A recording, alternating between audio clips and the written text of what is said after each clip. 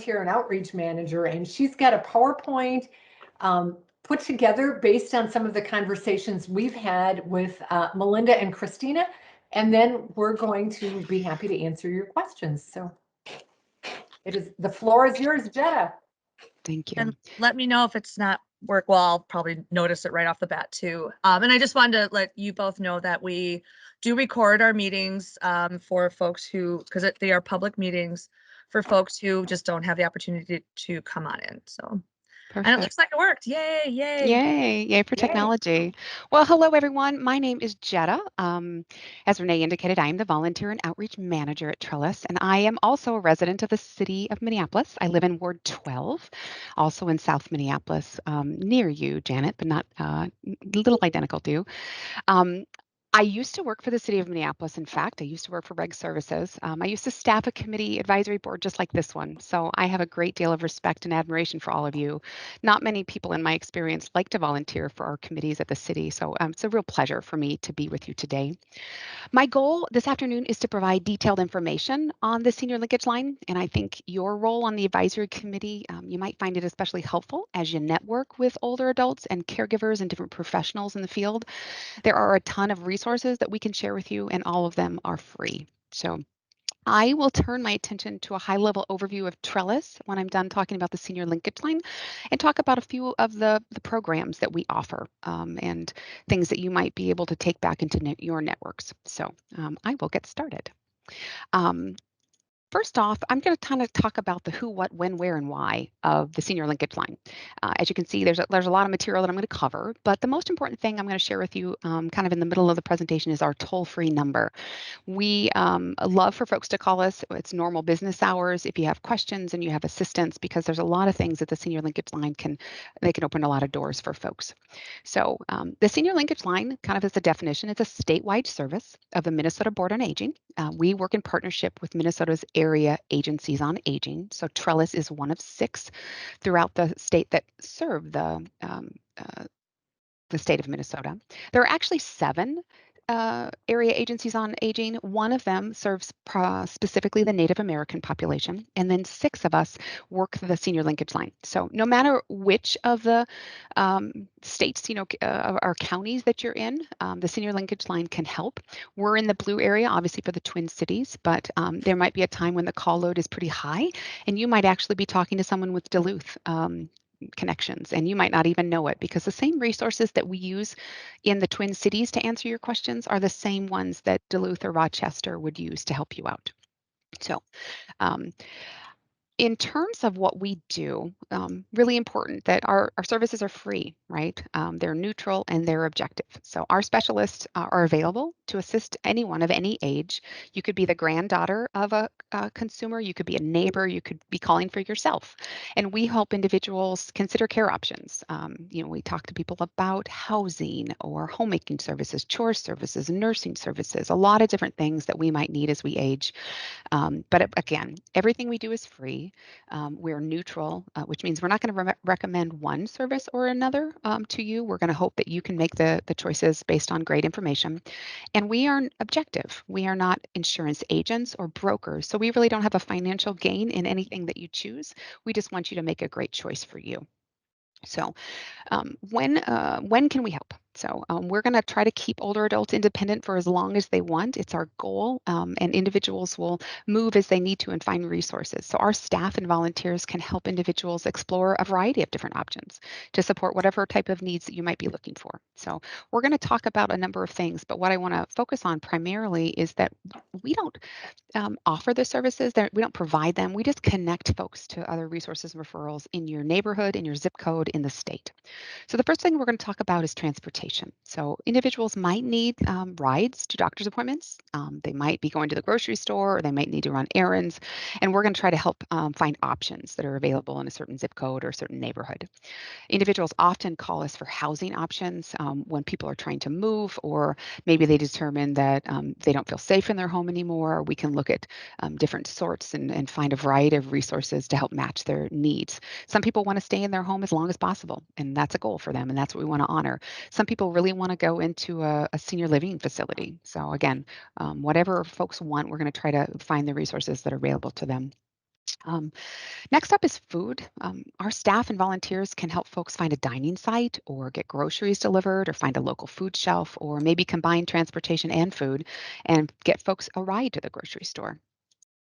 When we talk about housekeeping, sometimes we understand that people don't feel safe in their home, and you might, visit someone and realize that there's a lot of things in the way. There might be places where they're not able to clean. Maybe it's in the winter with snow removal, or in the summer with regard to yard, or maybe it's just getting things down from high shelves. We want to make sure people are really safe, and so we can use a variety of resources to help out. And the final one I'll talk about is support programs. For us, it might be SNAP, specialized assistance for nutrition programs. It might be helping with filling out forms. There's a lot of different things that the Senior Linkage Line can provide for families. And again, we've had, people in their 20s and 30s call on behalf of grandparents or aunties. We've had spouses call, partners call, or individuals who are professionals, or folks like you on an advisory committee just wanting to find more resources in the community. Um, our staff and volunteers can help a lot of different areas. One of the things that I would say, if we were going to brag just a little bit, is Trellis is really good on Medicare eligibility, benefits, assistance programs, Part D, A, B, C, and D, completing forms. If you know of folks who are interested and have real questions, whether they're late 50s, early 60s, and they're gonna be eligible in a couple of years, and they want to figure out what the road ahead looks like, or maybe you're in your 70s and you're like, I need to do some cost comparison on different things. We are really good at this work on the Senior Linkage Line. Some folks want information about moving. You might have a fall, for instance. You might have a neighbor who's fallen, went to the hospital, and then they go into rehabilitative services, and their whole goal is to get back home. We have different units within Trellis to help out. We have one called the pre-admission screening, and it's kind of a federally required program, kind of intended to ensure individuals meet level of care so they're at an appropriate level of care. But we also have a really neat program called Return to Community, and this is just an unsung hero of the organization. When individuals want to transition back, let's say they did fall, went into the hospital, transitioned back to a therapeutic, ward maybe, and they want to get back home, we can pair them with one of our community living specialists, and they can make an individualized plan, and it's free of charge. We work with individuals for up to 5 years. Maybe they ended up with a fall based on a bathroom, and we need to add handrails, right? We need to put a shower chair in. These are easy things that we can do to kind of help. Um, I think I love to talk a lot about caregiver support and supporting our loved ones. I don't know about you, but I have people in my life, grandparents that I provide care for, and it's exhausting sometimes. It's my honor, right? But it's exhausting, and we do a lot to help different caregivers. We can do coaching to help them develop a plan for caring for someone's needs. We can provide training and education for individuals to kind of help them with skills that they might need to do better at their job. Um, in terms of support programs, we help folks and caregivers connect with different support groups. In the family, maybe we don't want to vent it out, but you might be more safe in talking within a group that can meet your needs. Maybe you just need a little sympathy and advice for someone who's actually going through the same thing as you. And finally, with regard to caregivers, we have a network of respite. Sometimes you just need an hour away to take a walk or to take a nap, and we can connect folks with that. So, and we do a lot in terms of caregiver support. Um, Two more on this slide. Prescription needs. We know that prescription drugs, the Part D plan, is really expensive, and you could meet with us on the phone on the Senior Linkage Line, or you could schedule an appointment to meet with our folks. They're volunteers, and they can do cost comparisons, and they can look at different drugs, and you could give them a list of the drugs that you happen to take, and we can kind of figure out, well, this plan, might cost you a little bit more, but it has these benefits, and just do some cost comparisons for you. So really helpful process. And finally, I would say we do a similar presentation on fraud, medical issues, and waste and abuse. And if you knew of anyone, or maybe yourself, that felt like you had concerns with Medicare billing or errors, and you just want to talk to someone kind of, impartial, we can talk to you about that. You can attend a class for free to learn about it. But if you feel like you've been had a fraud against you, we can help you actually fill out the paperwork to the federal level to see if we can make a difference in that in your life. So um, the Senior Linkage Line has a lot of different places where we can help you fill out applications if you're interested. for us, fuel assistance, energy assistance is so important in the state of Minnesota. We can also, we know the third one and the fourth one on there, the Medicare Savings Program and the low income subsidy. We have a lot of Minnesotans, and we actually identify the different zip codes where people live, where people are probably eligible to have help with prescription drugs, and they have the premiums that we can use federal programs and state programs and county programs to lower those costs. And I have to say, hundreds of thousands of people across the state don't take advantage of it. And so we love to get the message out. But maybe folks want to know a little bit more about the programs that we help with prescriptions. So there's a lot of assistance if people just call and ask for assistance. So if you happen to need us anytime, again, we're kind of a Monday through Friday during the normal weekdays, 8 to 4:30. Folks can call us during a normal year that's not COVID. We're going in person, but there's online opportunities, there's chat opportunities. All folks have to do is reach out. If you happen to be in a location where maybe you're a block club leader, or maybe you're part of an organization, maybe you're a Rotary member or Kiwanis member or something, and you might have need for some of the literature that we offer, we can send that out to you free of charge. I'll show in a couple slides somewhere you might be able to help. But this is the number, if you want to jot that one down, 800-333-2433. Help is, just a phone call away. We know that during certain times of the year, it's really busy. We're coming up on open enrollment. It's kind of like our high time for the senior linkage line. Just a couple insider tips. The best time to call is Friday afternoon. I suppose it's because everyone's heading up to the cabin or they're going away. But if the call loads are really high, and we might have a wait time of 40 minutes when it's a really high time, it's important to know Mondays are awful times to call. And the Monday after a holiday, for instance, September 6th is the Labor Day. And so the 7th, we're just going to be hammered. So I would just, take a break on that day.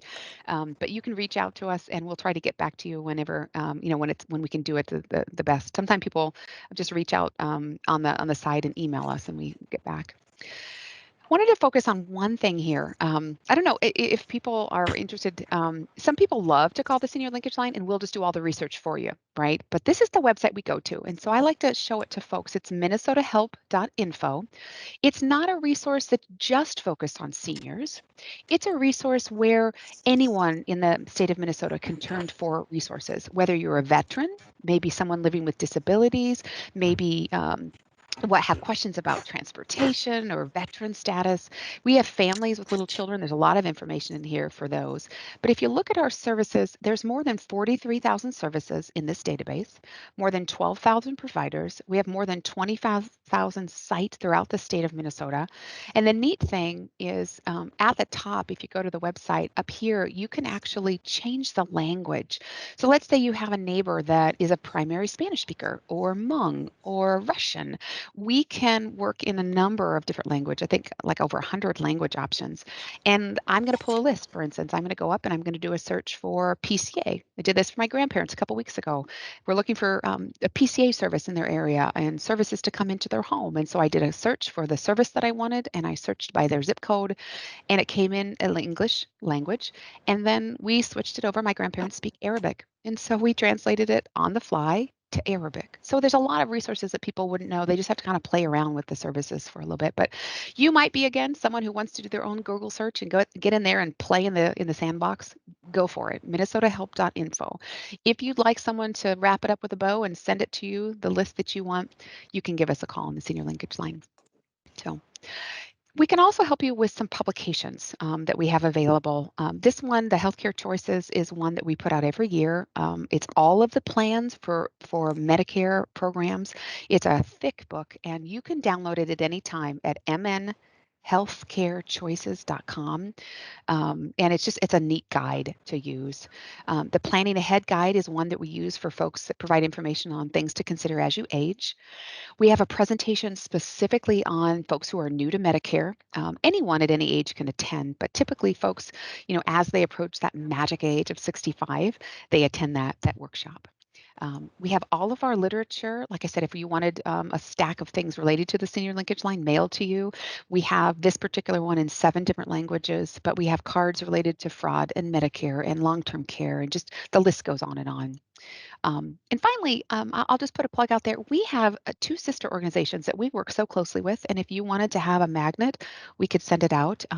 If we're on the senior linkage line and we're having a conversation with someone and they, in the conversation mentioned they're a veteran, and there's a service that we don't know about, we're going to do a warm transfer and wait till someone on the veterans linkage line gets on board, and then we'll drop off the car if they want us. And then the folks at the veterans line will take over. And similarly, if we have someone who's working with a disability and we need more information, these are just sister organizations that do extraordinary work, and they refer to us and we refer to them.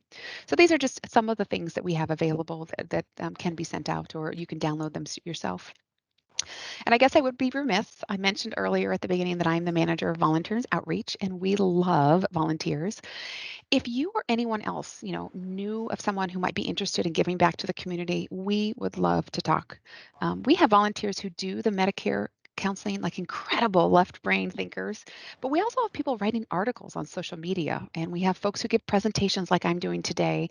And our newest role might be of interest to you. We are rolling out a role called volunteer ambassador. So I'm thinking about individuals who live in a senior living residence, or they're a member of the Kiwanis Club, or a member of the Auto Club, or the Flower Club, and they're just that, person with all the information. They know everyone's name. They call them by name. What we're looking for is a volunteer ambassador to kind of provide information about Trellis, and then they in turn come back to us and say, hey, we got a problem. We need to fix this. So if you want to learn more information about any of our volunteer roles, you can go to our website at trellisconnects.org. There's a tab for volunteers, but at the end, I'll have my email address and you can reach out individually too. So you could be a hero just like Linda. So before I move on and talk more specifically about Trellis, I wanted to just kind of put out a frame of reference and kind of show some of our key performance data that we use to keep ourselves on track at Trellis, right? So you'll notice here that nearly 30,000 calls were made into the senior linkage line last year that we handled. About 29,000 calls were made for pre-admission screenings. Again, that's when people are going into skilled nursing or assisting living, and they need to have that code that's required by federal law, state law. About 4,600 clients served in our community when we were actually going face to face, about 2,600 volunteer hours and 1,700 presentations. So these are the things in terms of our key data that keeps us kind of knowing where we're doing. And a lot of great work was done last year. I know it was a pandemic and we suffered significantly, but we still tried to plod through and do the things we needed to do. So if you have further questions, this is that number to contact. But now what I'm going to do, if it's okay with you, is I'm going to kind of, now that you have this basic understanding of senior linkage line, I wanted to take a couple minutes and talk about Trellis as the organization, because that's who employs me and the rest of the team. We're about 100 strong at Trellis. And here at the organization, our mission is to assist individuals to age well and to develop the capacity of communities to care for an aging population. And we support our mission by providing services and information and innovations to help people optimize their well-being as they age. So a little bit about what we do. Trellis brings people and organizations together in community-wide efforts. And we do this by connecting people with services and resources. We do this by funding community organizations that provide services to our older adults through our Title III funding. And I'm going to talk about that in a couple slides. We're going to talk about this and work our work through bringing networks together in a collaborative way, kind of like the relationship we're trying to form with the city of Minneapolis and Trellis now. And we also connect health and social care in an ever-changing world. Maybe some of the examples would be kind of connecting to home health care services for those who really want to age at their home, or maybe it's connecting individuals to support groups in their local neighborhoods. Many of our staff sit on leadership boards in other organizations, statewide, regionally, nationally, in the hopes of bettering the lives of individuals in our community. So we really kind of see ourselves as innovators in the in the field of aging. So a little bit of demographic information. According to 2019 data, there are about 900,000 older adults in the state of Minnesota who are 65 or older. So 72% of those older adults are actually living in the Twin Cities area. So that 642,000 number is on your screen. That represents just over 70%. In the Twin Cities, it's just over 11% of our population are folks who are Native, Aboriginal, or identifying a minority population. So you can kind of see from the chart that when we look at Hennepin County and Ramsey County, a majority of our folks of color minority status are in our two, St. Paul and Minneapolis, basically in those counties. And I guess it really isn't too much a surprise for those of us who live in Minneapolis that these two counties are holding our largest ethnic communities, East African, Somali, Karen language, Hmong community. So I guess we're kind of proud of that and the folks that are in our network and as we support them. So I think for all of us who work in this field and with your work on the committee, aging is a really crucial topic. And as we move forward into the near future, the number of older adults is just going to increase. And that's why it's just incredibly crucial that we bridge that gap between healthcare and social care services. And at Trellis, we try to do this by partnering with healthcare organizations to fund services for a growing older population. We try to do this by using a network approach that pulls people together. We're also fostering a person-centered approach to well-being. And we really are laser focused on disparities in the healthcare realm. And it kind of helps ground us in the work that we do. So if I step back just a minute, I wanted to give you a 30,000 foot of kind of Trellis as an organization. We talked a little bit earlier about our relationship with the Senior Linkage line, and this is our main logo for the organization. But you may recognize some of these logos. They all fall within the umbrella of Trellis, and if you take them as a whole, we're kind of a powerhouse. Because as I said earlier, Trellis is focused on optimizing well-being of an aging population through innovations. And the programs that you see on the screen, the Remember Project, Act on Alzheimer's, Juniper, and Dementia Friends of Minnesota. They're all programs of Trellis. And like I said, the Senior Linkage Line is a partner of ours with the Board on Aging. So I'll stop here and mention that if anyone has an interest in learning more about dementia-friendly communities in our state, I invite you to learn more about becoming a dementia friend. I'm a dementia friend. And on September 7th, we are hosting a statewide summit at Trellis for activities happening in communities throughout Minnesota, neighborhood to neighborhood, community to community. I'm on the planning committee and the agenda is really coming together. You can email me for information or you can sign up on our website. If you go to the website, it's just trellisconnects.org. And if you do a /sign up, that will send us right to the e-newsletter. And I think that's probably one of the first steps is, becoming really more familiar with the Senior Linkage Line and things that we do at Trellis is kind of keeping in the know of what the major policy pieces are, legislative pieces, the programs that we sponsor, and the innovative programs that we work with. So. Wanted to spend just a couple slides just talking about the various programs within the organization. We host an incredible program called Pension and Retirement Rights. We provide free assistance to individuals that have legal questions related to their pensions or other retirement benefits. Not only do we serve Minnesota, but Wisconsin, Iowa, North Dakota, South Dakota, and Nebraska. And the neat thing is that in the last 10 years, we've assisted more than 1,500 individuals recover more than $8 million. $8 million in benefits. It's staffed by two incredible attorneys, the nicest guys ever, and we bring on law clerks and attorneys that happen to be volunteers. It's just a really neat organization within the organization. We primarily serve low-income residents, seniors. The average age is about 68 with an income of just less than $50,000. So neat program if you know of anyone who needs assistance because, you're looking at someone maybe who worked for Ma Bell back in the day, right? It doesn't exist anymore. But if you paid in and you earn that pension, we can help you recover it. So another program I'll talk about is Juniper. It's a network of self-managed healthcare and well-being in Minnesota. It's a network of these community-based organizations and health systems that offer evidence-based health promotion programs to help people throughout the state. Again, this one is a statewide program, not just in the Twin Cities. Together, we're trying to help people live healthier lives, more fulfilling lives, and more connected lives. So the organizations that are part of Juniper include community centers and social service organizations and senior housing, health systems, block nurse programs, for instance. And since 2018, we've served so many people in about 12,000 people in over 1,300 classes. And if you wondered about what type of classes, if we look at the type of, I call them buckets, right? We have types of classes that fit into live well. You've got chronic conditions and diabetes and chronic pain, right? You've got classes that are like Get Fit, so the Arthritis Foundation have exercise programs, and we have this really neat one that came through the pandemic called Walk for Ease. They did it socially distanced out in the neighborhood. It was really creative, right? And then we have Fall Prevention. Fall Prevention Week every year is September. This year it's the 20th to the 24th. My unit, which is Volunteers Outreach, is going to be partnering with the Juniper program to put on a series of fall prevention classes. So kind of exciting, the type of work that we're doing. And the neat thing is that these programs, for the most part, are free, right? You might have a program, let's say the diabetes program, that there's a booklet that might be $10, but the actual class is free. It's just the material. So I encourage everyone to reach out to the website to learn more. And if you wanted a presentation to learn more about, partnering maybe with your local community center, or if you feel like there's gaps in services in your ward of the city, we certainly would love to meet. Sarah is our director of that program, and she is a sharp cookie. Really like working with her. I mentioned earlier that Trellis is an area agency on aging for the 7-county metro area. That means that we're just one of the 7 agencies that are federally designated by the Older Americans Act in the entire state of Minnesota. And what this means is that we can funnel federal dollars to community organizations that directly touch the lives of seniors across the Twin Cities, right? Directly touch the lives of seniors in the city that we live.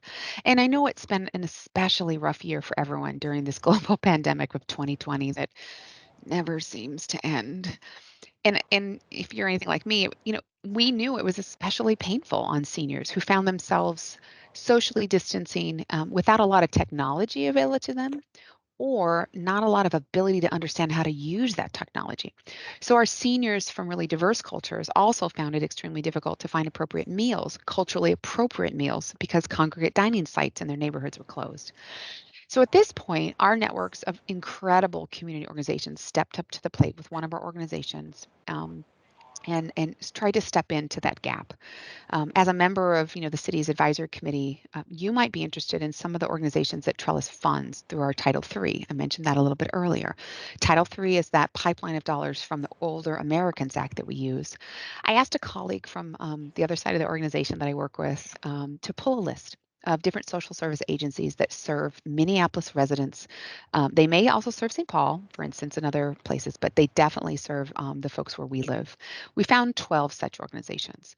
Organizations like Centro Tyrone Guzman, primarily in the Spanish-speaking population, Common Bond Communities, Eastside Neighborhood Services, Longfellow Seward Healthy Seniors, a group called Mid-Minnesota Legal Aid, Pillsbury United Communities at the Brian Coyle Center in Cedar Riverside.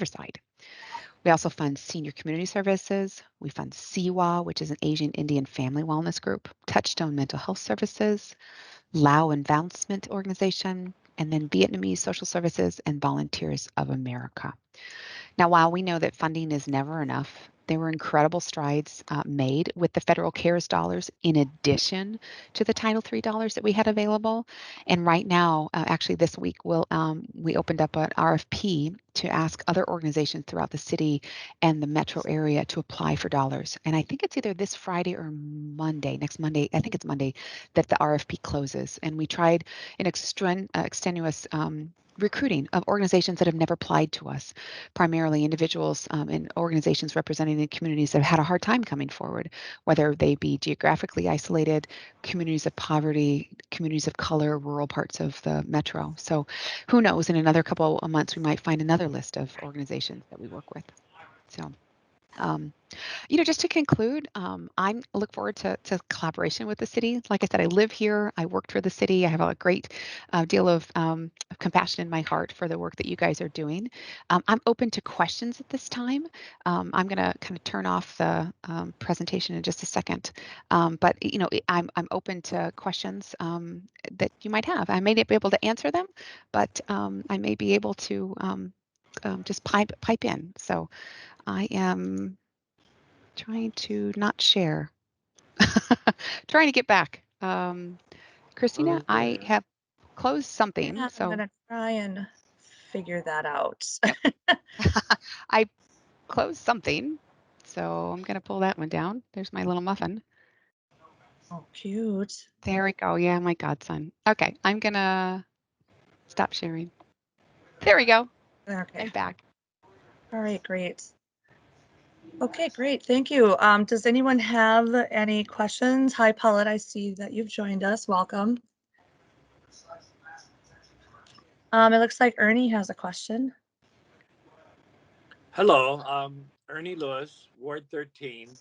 Um, I have a family in Texas. Okay. If I call the linkage line, can someone help connect me with information in Texas?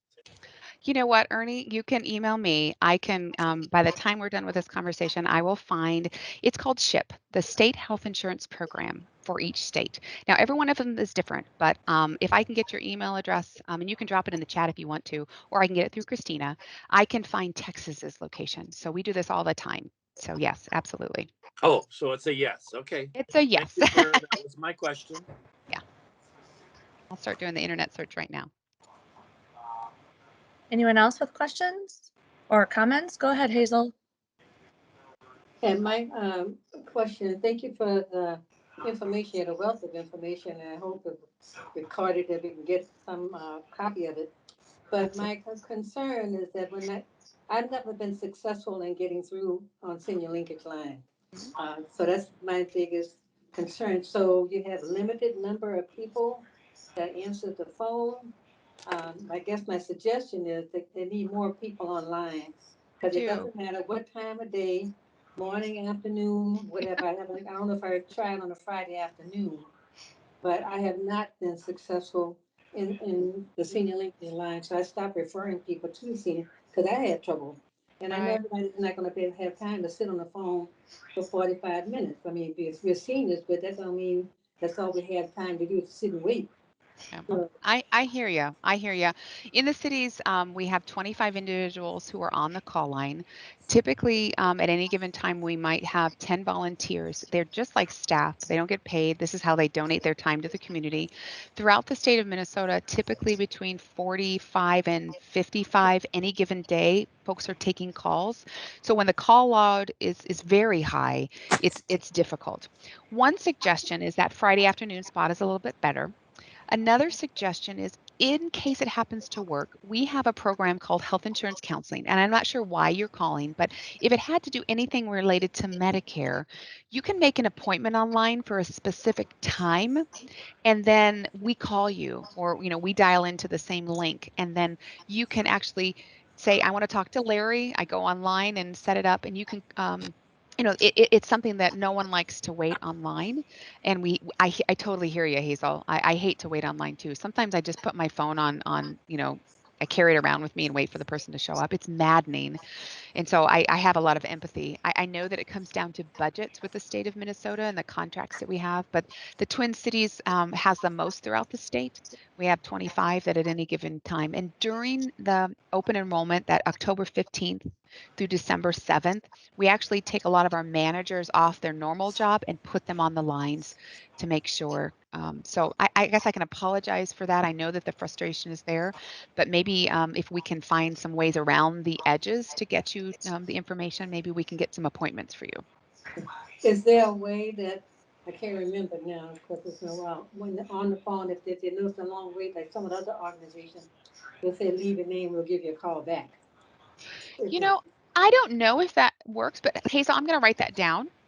Christina, is it okay if I ask for email addresses or Hazel, is it okay if I contact you through Christina with email? Okay, No I'll problem. do that. I know that online, do you consider yourself like techie? Like, would you do a chat online or do you really prefer the phone? Phone. I'm old school. Okay, you got to honor the old school, ma'am. I will grab an email or you can put it in the chat right now, no problem. And I'll see if there's a call back. I tell you, last week, I was meeting with virtually with a group and they were serving Native American elders and they gave a problem and they said, Jetta, we can't get through. We have no idea how to get through. And I said, all right. So I took it to my manager or a co-manager equal to me. I said, Becky, I need help with this. She went up, she pulled the list, she gave it back and I emailed it to the person. We can't do that all the time, but sometimes when you're really in a desperate place, we can certainly try to help. So let's talk offline about maybe you have a question and I can find the answer and get it back to you. Okay. in a way that because it's frustrating. Yeah, but when you talk budgets, it's difficult. So I just hate it. Hurts my heart that you don't want to talk refer it to the senior linkage line. So let's see if we can't be better partners and do better job. So let's keep Okay. talking. Yep. Okay, I know Janet had her hand up, and Jetta, I did see that Ernie did put his email in the chat, and I can put it in for you, Hazel, if you want me to, or feel free to do that. You can do that. And- It'll be Sure, easier. yep. And my last experience with the senior linkage line, that there was not that opportunity to provide a callback number, so that might be something to bring back to the powers that be. I think that's a great suggestion, Hazel. That could really solve a lot of Angst. angst. I was looking on Connecticut. We were doing research on Connecticut, and they had an email, and I thought, how novel, right? Someone could leave an email. So we try to get better, and we love suggestions, and I will take that one back. So, Great, great. Ernie, I'm writing down your email. I'm looking at, is it Paulette's question? Because the new infrastructure bill just passed the Senate, includes vast changes in Medicare benefits to allow Medicare, including dental benefits. Woohoo! How are you anticipating answering those questions when the final bill is enacted? Well, first we have to have the final bill. It's got to go through the House, and then it's got to get pieces, and then all of the information for wander down. So we meet weekly every Thursday. Supervisors across the state of Minnesota meet, and all of these questions come up. So the state, as soon as they grab the information and whittle it down for us, then we provide it to the powers that be. So we will come out with legislative updates and programmatic updates, and we have been waiting for the vision and the dental to happen. This is just, why not, right? So if you wanted to sign up for the e-news, I will drop it in the chat. And I will also forward it to Christina so that she can forward both the PowerPoint presentation and then some of the resources that I'm going to talk about. Okay. Oh, Hazel, thank you for your email address. Let me write that down. Thank Okay. you. I do want to remind, because of our public meeting laws, we have to keep the chat room to something as simple as exchanging. So Jetta, I really appreciate you reading the question of Paulette's out loud. Oh, sure, no problem. So- I used to staff a committee like this, remember? They are really ensuring that we are following our open meeting law processes. So, Janet, did you still have a question? Yeah, well, it's not really a question. I just wanted to report that shortly before our meeting, I called in to the senior linkage line and with a question similar to what you had earlier, Hazel, about what I might be able to get in terms of help with my house. And I got through really quite quickly, and after a short time of things that I'm sure that are legally required of you, I had a few options, but the major option was to stay on the line, and somebody would, and I got somebody almost immediately, and within 10 minutes they returned with the referrals of two chore groups that would be able to help me within my area and possibly even be paid for with my elderly waiver. So Very good. Nice. yeah, so success. I have to say that I know a number of you had a good deal of frustration on this, so I was very, very pleased that that it went very well actually. Very good. I love to hear Janet, that. you made our day. Paulette, did you have another question or no? Does anybody else have a question or comment? Angelique or Tom? No? Not I just me. want to say, I want to just say, at that Juniper program, I will be starting one of the classes with the VOA today. Oh, It's fantastic. a 7-week class. I think it's on health, navigating your health or something like that. Yes, yes. So, because I was going to ask you about like, when you showed those other partners and the one you had on dementia, I was just wondering if you had partnered with VOA because they do have a well-known dementia program through VOA with Dorothea Harris. Oh, Chris. Yeah, Angelique. Hi. So I'm so sorry that my camera has been disabled by a firewall. So that's why you are not seeing me. Okay. With that being said, everyone here is being so lovely and so nice and understanding. today in response to the frustration regarding calling in to the senior linkage line, but this has been an experience for several people that I know, and I understand that you do have volunteers to, but what can we do? Because I appreciate you, Jetta, saying, okay, Hazel, how can I support you in getting the answer that you need? And I know that you personally are going to work on behalf of Hazel and Ernie, but what can we do to just improve the situation as a whole? Because it really does seem to be a concern with more than just the few people that have mentioned it here. Does that mean that you need maybe more support from the state or federally, or what can we do to kind of turn this around? Right, right. Brilliant question. I mean, I can help Hazel one off, right? But in terms of me helping 1,000 people, I'm not able to do that. So I Right. hear where you're coming. I think it comes down to being able to have our voices heard, right? I come of a very strong position of advocacy and letting our voice be heard. So I worked for the city, I worked for the state, I worked for the legislature, but for the last 15 years, my heart has been a nonprofit and I'm an advocate. And so I think as we sit in community, it's a matter of advocating to the State Board on Aging that we need more individuals and the state will advocate to the federal, right? And so it's kind of a piece. So whether we set up some time for focus groups, because I'm not sure if the State Board on Aging actually hears the voices Mhm. of our folks on the ground, right? They just know that, wow, it's a 42-minute wait right now. Get some people off whatever they're doing and get them on the line. That's usually the message we see because we watch it really carefully because no one wants to be on the line and wait. It's a waste of time, right? So I think it's advocacy and it's being able to use our resources to make our voices heard to the state and then asking the state to advocate to the legislative piece to honor the dollars that need to go into senior services. And I know in the new infrastructure bill, the human infrastructure bill that they're talking about, I've been tracking it pretty closely. There's a lot of options in there, but that could be years before those dollars come down. And so, Angelica, I would say that being creative about our voices and having an audience with, the state or creating opportunities for a focus group, because the city of Minneapolis has some power, right? You've got a great name behind you in terms of our advocacy. I think, Christina, if we could work through networks to see if we could, help set up some time to just have those voices heard.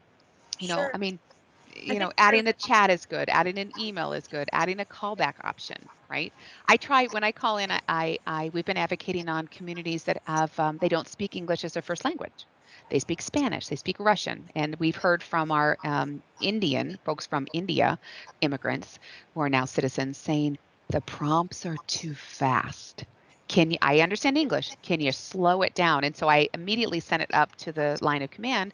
And Karen Britton, who's our director, said, we'll take a look at that. They're doing that right now. And if we don't tell them the problem, they can't fix it. So we just keep, it doesn't matter how hard it is for me to hear. I want you to keep telling us the program problems so we can keep fixing them.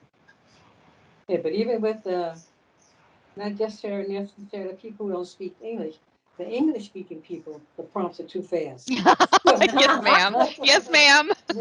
So it's not so it's across the board, but especially when you get these seniors. I Right. mean, we're not as quick and adept. I mean, because I can see like my daughter when she be flipping through her phone. I said, "Can you see all of that?" She said, "Yeah." No, I can't do that. So yeah, Right. so it's not for just um, people who speak a different language, but for us also. Okay. Well, when we fix it for one group, we got to fix it for Fix it all. for everybody. Exactly. Thank you, ma'am. that's Yes. great. And, Paulette, did and you have a question? Are you talking to me? Yeah, Oh, I was about to type something, but we can't use the chat for that, Paulette, so please ask your question out loud. Oh, all right. Yeah. What capacity do you have for people who are hearing impaired? Because that is a difficult situation for anybody that needs to communicate. Absolutely. In our presentations, when we go to the community, I have the ability to contract with someone to come with who might be able to sign. We have the ability on our presentations to have a contract for sign language, and then we have one of our volunteers works for deaf, hard of hearing pieces, and so we have in the past worked with folks to come in to sit alongside when we do a presentation or when we go in person. For that, I have to admit it's not my wheelhouse. If you have suggestions, Paulette, I would be glad to hear to hear them. But I know that the woman who worked before me, they had open contracts with different organizations that were advocacy groups that came along, and only because John, one of our volunteers, works in that community, and whether it's personal connection or just a professional love, he was working with individuals that were hearing impaired and opened some doors for us. I just mean, okay, if there's a 42-minute lag in waiting for people who aren't hearing impaired, can you imagine how frustrating it would be for somebody that is hearing impaired? Do you have the capacity to text for people that are hearing impaired? Can somebody get onto the senior linkage line by texting rather than sitting and waiting for 42 minutes Right. and then finding out there's nobody there that can handle a call for somebody that's hearing impaired? Right. We do have a chat function on the website that folks can come in. And so folks who are more adept and they want to have the written text so they can read it, that is an option available currently. And we also, non-COVID, this is Renee, we have office hours, and our folks are welcome to come in, and we'll sit down with people and again have somebody to sign with us if we need to help people, review policies, answer questions. And so we welcome people to come to our office out in Arden Hills as well. Do you not have a TTY number? I thought you did. I believe we do. I do. I feel like you have to by law. Yeah, we do by law. We have So- it. Let me seek it out. I'll find it. Yeah. Ernie, so that would address the Yeah. part of hearing. Ernie, in your question with regard to Texas, I in the chat that you had requested. So Texas's number for the state health insurance program is 800-252-9240. They also have a TTY number that they listed of 800-735-2989. They have a Facebook link that I didn't include, but it's just the state of Texas, and I put their email or their website in there. But Christina, I think that's a great reminder of the TTY. I will find that right now. I will Google search and I will find it for us. And can I touch again on Angelique's, and forgive me if I didn't take it correctly, Angelique, but part of our previous conversations is what can we as a committee do to support you and your efforts in advocating for the resources you need, such as a letter of recommendation to the Board on Aging, or what does that, what can we do to support you and your efforts in advocating for the resources you need? Right. Certainly a letter to the Board on Aging is appropriate.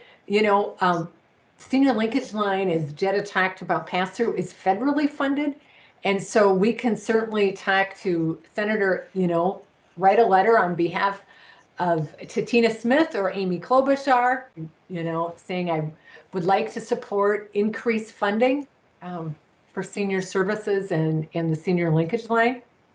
And they both have offices here in the state and are very responsive in getting back to you. So that's another way to Jetta's point about advocacy is advocate for funding, and particularly as we look at the human infrastructure bill, because home and community-based services were in that. Yes, they were. Yes, just because we know these things take time. So as you say, Yes.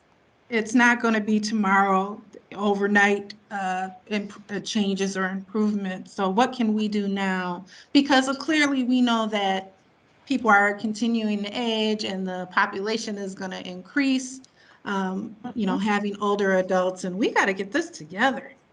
Right. Now, You know, earlier Your this, senators right away, given home and community-based services. And Jetta, you were going to say something that looked like? yeah, this summer I was part of a congressional town hall for another district in the state of Minnesota. That's not to say that we might be able to put something together with Smith's office or Klobuchar's office to bring together the voices of individuals who are seniors or support and advocate for seniors to have the ear. I know that Senator Smith has been very open to these issues in the past. Not to say that Amy hasn't, but Tina Smith has been really open to seniors pieces. And so maybe it's a letter from this group, maybe it's a conversation, maybe when she has a congressional town hall, we advocate for the topic. The topic just happened to be seniors. And so of course they invited the senior linkage line. But I think any opportunity we have to elevate these issues, because it's a funding issue and it's a priority. And quite frankly, as you know it, the squeaky wheel gets the oil. And so if we have enough advocates out there who are squeaky and are asking for this, then we have a better chance at succeeding. And it's an inch at a time, right? It's an inch at a time that we do. Well, and the pandemic definitely brought to light the fact that we did not have support systems in place for our aging population. Yeah, absolutely. We saw that with social isolation. We saw that with food. We saw that with technology, right? Even with the congregate living situations, which is where our highest death rates were. So. Right. Good conversation. Other things. Yeah, is there any other questions? I know we're at 2:00 and Angelique and Paulette, you are on now. We shifted the agenda so we could respect our presenters' time. And so we will just do our business at the end, such as adopting the agenda. We already moved kind of through and the acceptance of minutes, etc. And then any committee updates or check-ins or talking about moving forward. Ernie has an announcement for those who weren't here earlier. So is there any other questions or comments? And I will connect with Jetta and Renee to get the information they talked about out to all the committee members. Perfect. All right. Well, Jetta, Renee, you're more than welcome to stay and watch us adopt our agenda in minutes. It can be really riveting at times. We appreciate your time and energy and a lot of information. And thank you too for being open to this conversation and talking about not only the great work that you're all taking on, but where we as a committee have had some concerns with where the gaps and the challenges that you have in trying to address those gaps. So Thank you again for the opportunity. thank you. Thank you. Yep. Thank you. Bye. Bye. Take care. Bye. Bye-bye.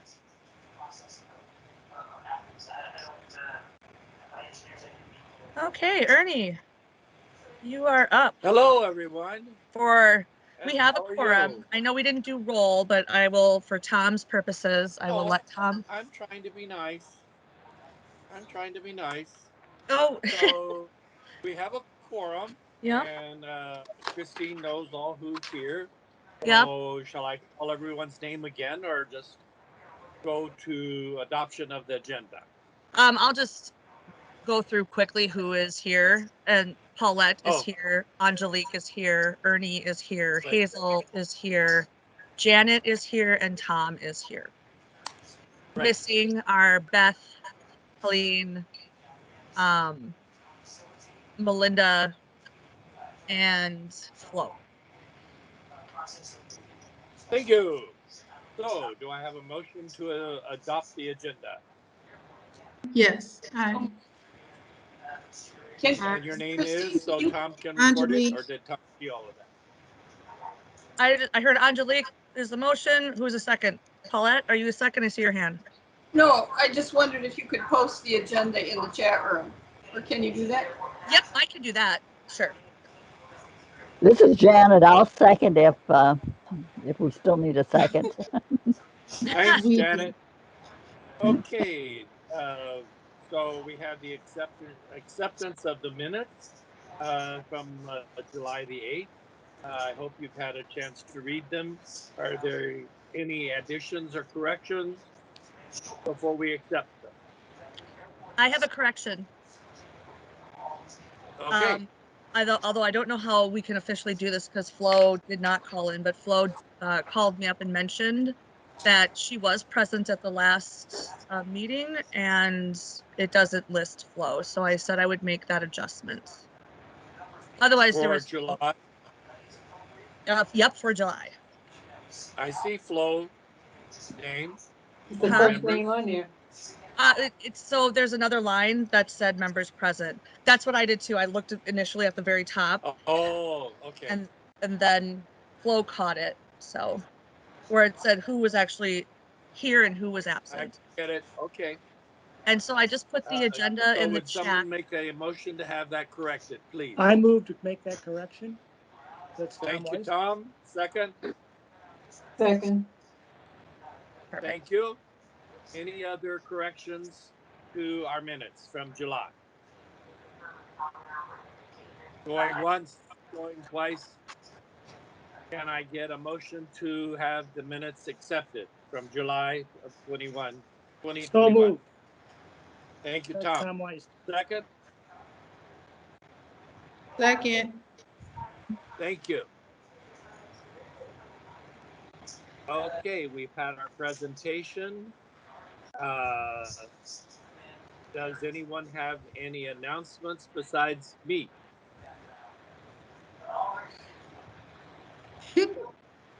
What's your announcement, Ernie? I'm sorry to let you know that I am leaving this group. I am going to go more local in my efforts as I age in my house, and I'm going to work with the Fulton Neighborhood Association in my neighborhood. It meets half a block down the street when we're able to meet, so I don't even have to drive. So this is my last meeting. I will send you all an email, and if I still can, later in the week, giving you my name and my mailing address and my phone number, and wishing you all well. So thank you much for allowing me to be a part of this for I think about a year and almost 3/4. I think, but I don't remember. Anyway, That's about right, Ernie. life is changing, and I need to be closer to home. Anyone else have an announcement? I just want to say thank you, Ernie. Yeah. Oh, you. thank you, Tom. Thank you. Yeah. Yeah, we will sure miss you. I've given my city council member notice since November of 2020. So if you know anybody in Ward 13 that you would like on this committee, please send it to Christina or myself, and we will forward it to Lene Palmazero. We actually have a lot of vacancies right now, as you can see. And I just sent an email to my colleagues who work with a variety of different diverse communities throughout the city, letting them know where the vacancies are. And so I will be doing a robust effort, and anyone you know who is interested, please share my contact information freely, and I will have a conversation with folks who would be interested to participate on the committee.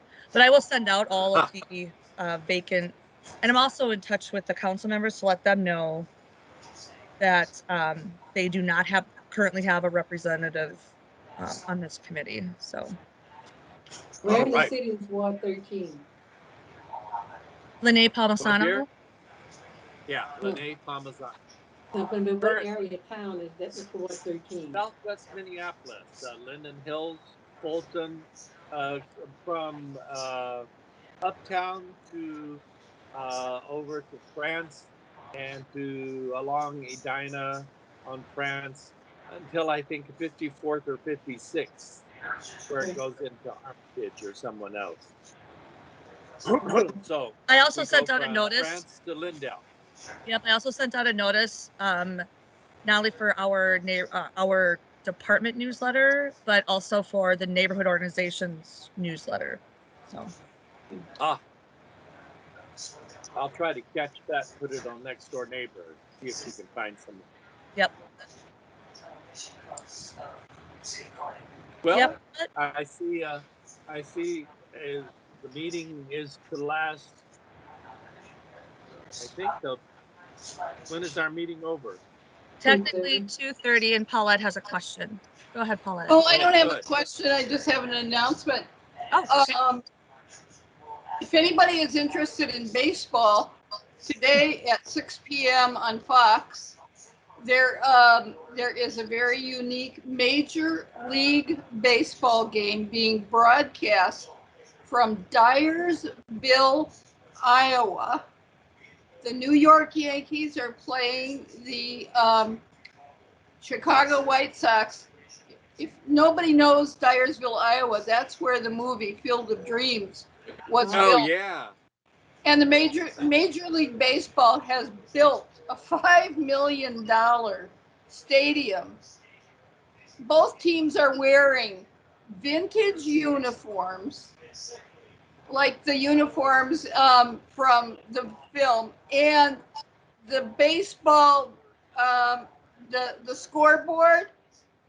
It's a hand thing. Wow. They're putting the scores up by hand. It ought to be a hoot. It's at 6 p.m. on Fox. I'm watching. I am too. I just think it'll be fun. Will they be using wooden bats? I don't know, but it's an official Major League Baseball game. It's a smaller stadium, but I mean, it counts. So I'm sure the stadium only holds 8,000 people, but I can't answer those questions. You're just going to have to watch Fox Okay. Sports. Thank you. But it'll be fun. I'll tell you, is there anything else on the agenda? No? Not that I could. Announcements. Well, I'll Old I'll give you a business. 5-minute synopsis of where I was last month in July. July 13th, I traveled to my hometown, Waverly, Iowa, and I testified in front of the Waverly Human Equity and Diversity Commission. I grew up in Waverly, and in 1955, there was an Air Force base outside of the town. There was a black Air Force officer who was denied housing in a local apartment building. Nobody in Waverly seems to remember that, with the exception of a few people. I was 11 years old when it happened. But the unique thing that happened to that town when I was 11 years old is the word got out through the Des Moines Register and the Lutheran Synod, the Lutheran Missouri Synod. To make a long story short, Waverly was rewarded. The citizens of Waverly received a $10,000 grant, and that grant was designated to be awarded to deserving high school seniors who wanted to pursue civil rights and human liberties. Now, this is 1955, before the Voter Rights Act hadn't passed, the no civil liberties legislation had passed.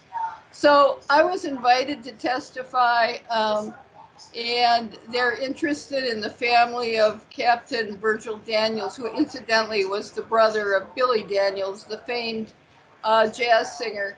And the family moved in next door to me, and their children were my playmates. In the course of my research, I found out that the $10,000 funds were awarded to 4 separate high school seniors, but that stopped in 1960. And it was the Waverly Chamber of Commerce that had the fiduciary responsibility and the oversight for the $10,000. However, the $10,000 is now currently unaccounted for. And $10,000 in a bank or an account that was there from 1960 until today um, is worth a lot more money than $10,000. So this human equity and diversity commission is brand new in Waverly. The town is less than 10,000 people. They have a pretty dismal human rights record in that small town. But the city council members were very intrigued about where the $10,000 is, and I received a call from the local newspaper. So that's what I was doing in the middle of July. And then when I turned around and left Waverly, I had to outrun a tornado because the town was hit by a tornado on the next day. Wow. But All the paperwork was lost. no, but I've heard that from several local banks, and I've stopped doing research now. It's up to the city council now. They get to do the research, but let me tell you, it was much easier making my report to them than, and they were amazed that at the amount of research that I had put into it. It was a 13-page document, and Oh, wow. I praise them for being volunteers because, you know, the commission is all volunteer with the exception of somebody on the city council. End of story. It was a lot of fun, but there still hasn't been a newspaper article. I'm still waiting to hear what the city council is doing with the information. But does anybody remember Billy Daniels? That old black magic? Oh, yeah. Yeah. So Okay. that's who the Daniels family was. And he was a Tuskegee Airman. I mean, you know, he was treated very badly. So that's it. End of story. I got back to Minneapolis. Yay! Safe. Save. Watch the baseball game. Yeah, thank you for that. Are there any other announcements? There's nothing wrong with ending a meeting early. Another announcement, but on the housing thing is still a bust. But I did get, and I keep forgetting to email it to you, Christina, to mail it to everybody else. There is a resource, a senior resource that have a lot of good information in it. It's about a 44-page thing, so they sent me a hard copy. But I also got it on an email, so I'll give it to Christina so she can mail it out to you guys. But the lady, Jean, I think it's Jean Heyer that I got it from. But anyway, she said some of the numbers might be old, so you got to check on some of the numbers because they hadn't been updated. But anyway, it still looked like a good resource for seniors to use. And I'll get that to Christina so you guys can get it. Nice, thank you. That's all I have to report. Anyone else? I did not hear back from Lisa Smeestead, who hopefully is able to share some information on where those dollars that were mentioned by Renee and Jetta from the federal funding went as far as housing and home repair. So hopefully we'll get her to participate. And another thing that we had talked about that hasn't been established yet is our bylaws, and our bylaws current and relevant still. So I just want to put that out there into the universe, thinking about next agenda. Do we have to update it, Christina, the bylaws?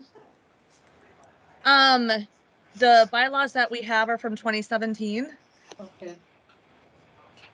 But you should And do like every 5 years? you know, you can do bylaws when it needs to happen, right? And we definitely have had a huge change, especially now with the pandemic and things going virtual, stuff like that. I had a situation today about a committee member who hasn't been participating, and trying to get that person removed due to the attendance.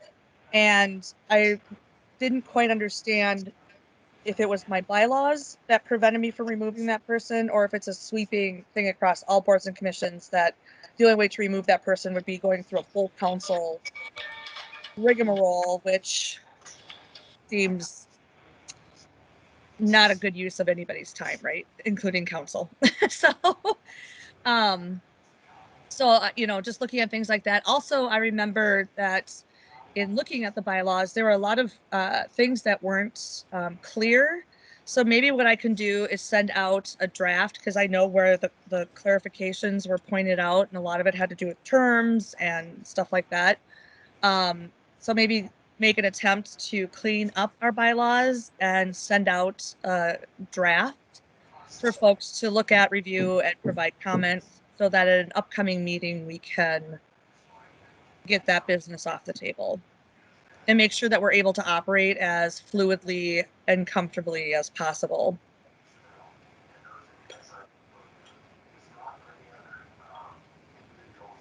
And if anybody else has agenda items, just please let me know. Angelique is our now interim chair. Welcome, Angelique. Thank you. I guess I would like to share that I'll be joining the Minnesota Gerontology Research Committee.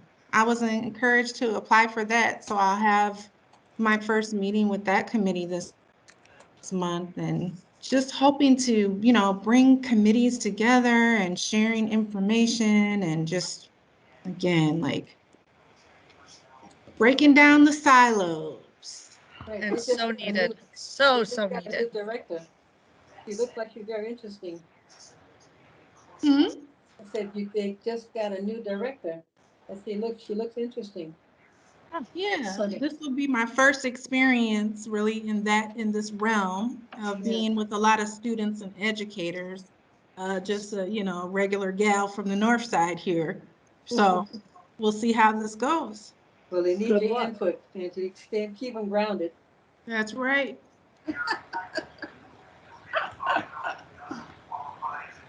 So I will do my best to be your intermittent chairperson. Yep. Christina, are you taking nominations for people for the 13th ward, or do you have a lot of people that are? We have right now, I received one application for actually the 11th ward, but we also have a member at large position open. So I will be talking to Eladine about that.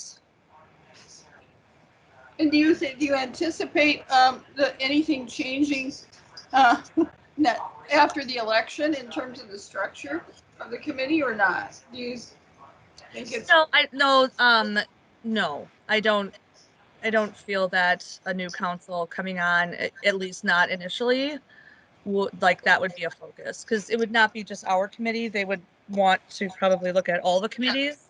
Yeah, And we that's have right. so many of them, like I lost count. So yeah. Because I know somebody that's a retired Hennepin County pediatric physician in the 13th ward.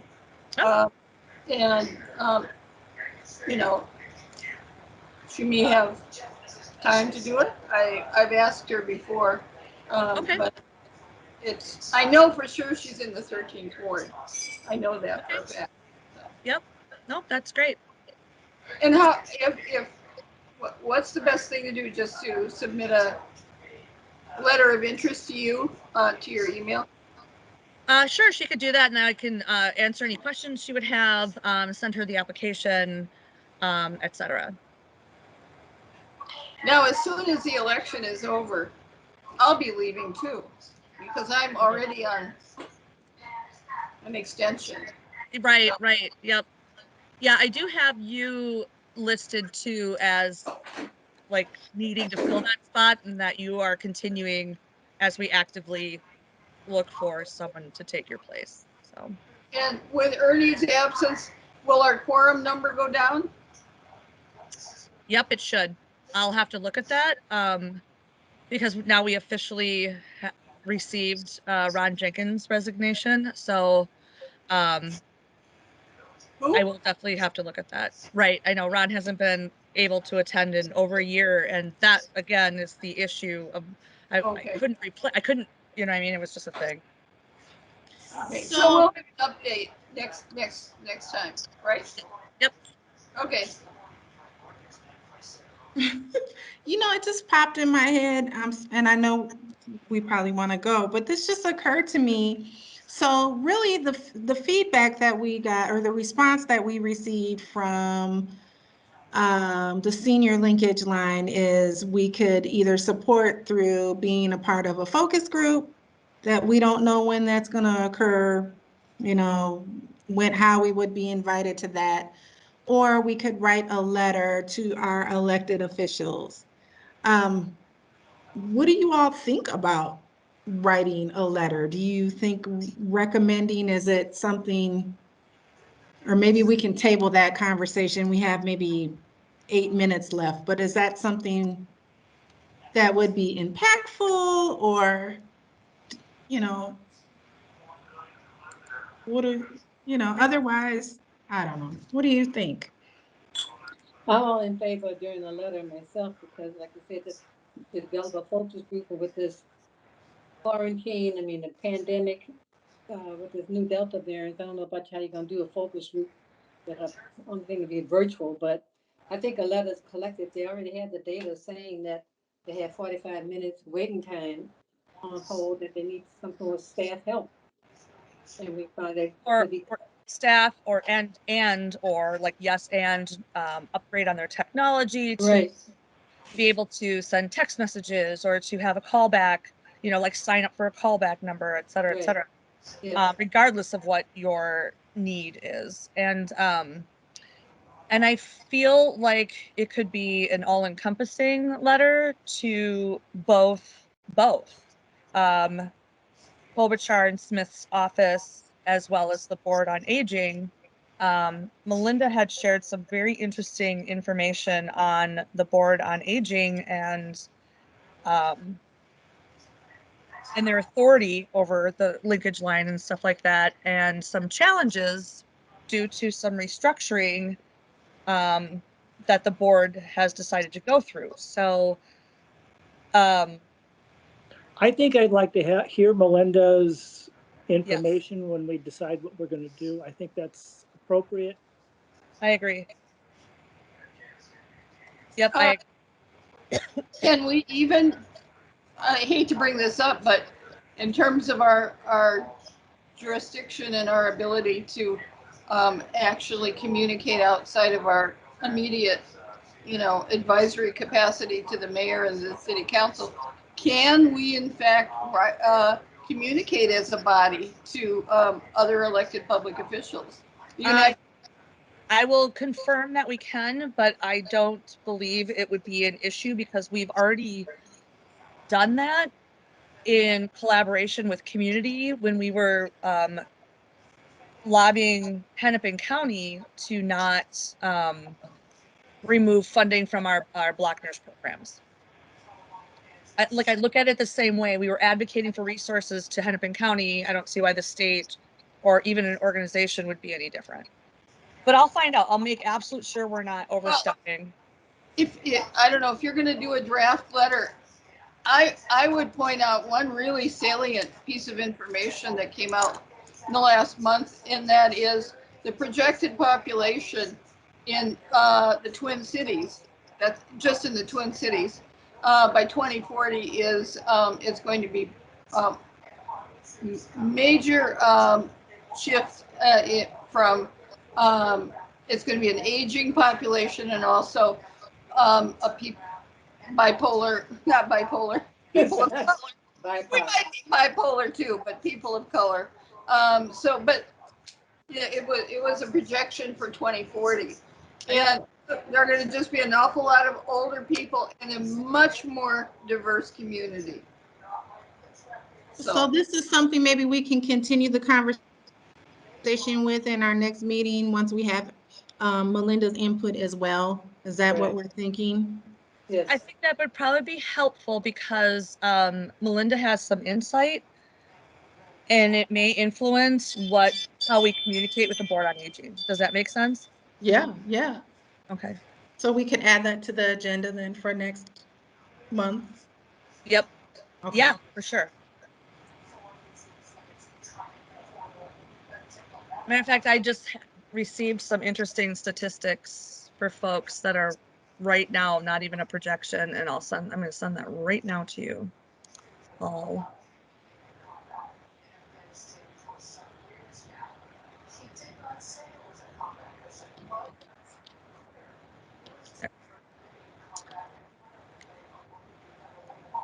Yeah, I'll be excited to have you report more to Angelique with your experience on the research committee you're Mhm. participating on. I love stats and data and research.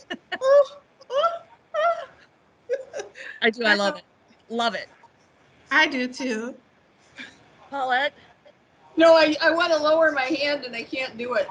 Oh, I can do it for you. Just lower it. Oops. I'm done. Okay. All right. All Well, right then. go ahead. Go ahead, Angelique. I'm sorry. No, I was saying, all righty then. Sounds like we're wrapping it up here. Yep. Bye, Ernie. Ernie, you're on mute. You're on mute, sir. Bye, Ernie. Bye. Do we need a motion to adjourn? No. I gotta go answer my doorbell.